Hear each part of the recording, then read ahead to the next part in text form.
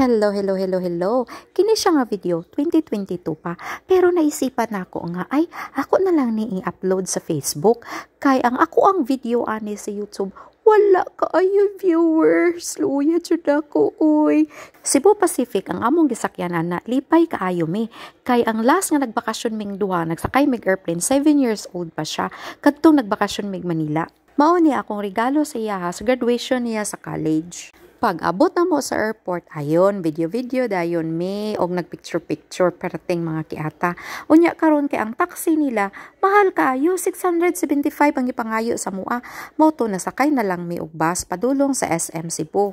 Nga time kay libre pa to pero karon na nay bayad. Pag abot na mo sa SM Cebu, didto na mi nagsakay og taxi, so dako kaayo mi og natipid. Sa hotel na mi ana, mo pay pag-abot na mo, brato lang siya, 1,000 lang ang gabi, pero nindot limpyo. Syempre, amo jung giuna ang Magellan's Cross. Dili kumpleto ang pangadto nimo sa Cebu kung dili jud na nimo lantawon. Unya, pangutan-on ta mo, unsa man ang history aning Magellan be? Pangutan-on ko ninyo kinsay nagpatay ni Magellan. Sayon ra kay natubagon. Diba si Andres Bonifacio? Kita mo ni Andres Bonifacio, tako kay sundang. Gisundang niya sa Magellan. Mauto si Magellan namatay. Bitaw oy, sa Lapu-Lapu, bitaw ang nagpatay ka Magellan. Basig mo tuo mo sa kuha ba? Pag abot nimo sa lugar, daghan kay nga mga babae nga nag-uniform nga magmaligya sa imuha og mga kandila. Ang uban mag-offer sila na sila daw ang mag-pray for you. Pero wala ko nagpa-pray kay nganong magpa-pray man ko, nganong magbayad man kog tao nga mag-pray for myself na kaya man ako mag-pray for myself and for my family. Dili unta ko mo palit og kandila, pero naluoy man ko sa ilaha kay nagtiyaga jud sila og pamaligya og kandila didto mapulad og init. Unya mga buotan pud kaayo kay kanang sila jud mismo ang mag-offer sa imuha nga sila ang mag-picture sa imuha og mag-video mao to nagpalit na lang ko og kandila 100 nga gi-offer nako didto sa altar sa simbahan sa Santo Niño ug ang uban gibutang nako sa krus. Syempre dili kumpleto ang pagngadto nimo sa lugar kung dili jud ka magdagkot og kandila ug dili ka magampo sa Ginoo. Dili nakakailangan mo palit pa og kandila para mo'y gamito nimo pagdagkot diha. Kanaan ay daghan libre.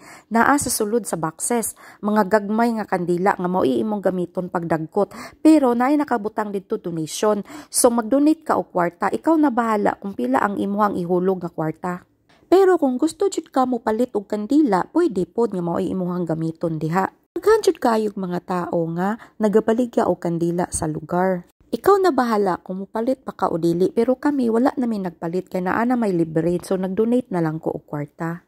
Ang art sa pader nga naglibot sa Santo Niño Church sa Cebu, labi na duol sa dapit diin pwede ka magdagkot og kandila, nagpakita og intricate og simbolikong mga design nga nagpakita sa relihiyosong tema o kultura sa Sugbo.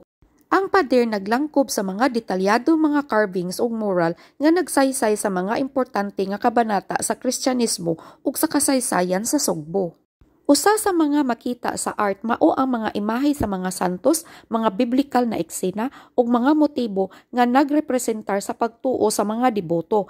Kasagaran nga makita ang mga eksena nga nagpakita sa Santo Niño nga mao ang sentro sa debosyon sa simbahan. Ang mga disenyo gihimo sa usa ka estilo nga nagpakita sa pagkabasilika sa simbahan, uban sa Baroque nga impluwensya nga makita sa intricate o dramatikong mga detalye sa art. Ang paggamit sa bato ug metal sa pagcarve naghatag og kalig-on ug dignidad sa mga imahe ug eksena nga gipakita.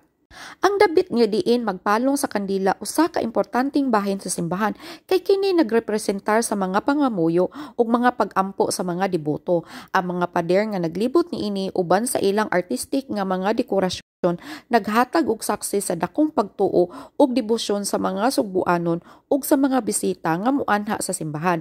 Ang art sa mga pader nagpasundayag sa kabililihon sa kasaysayan ug relihiyosong tradisyon nga nagpabilin nga buhi hangtod karon. Ang Basilica Minor del Santo Niño nga nailhan usab nga Santo Niño Cathedral usa sa mga labing karaan ug halangdon nga simbahan sa Pilipinas.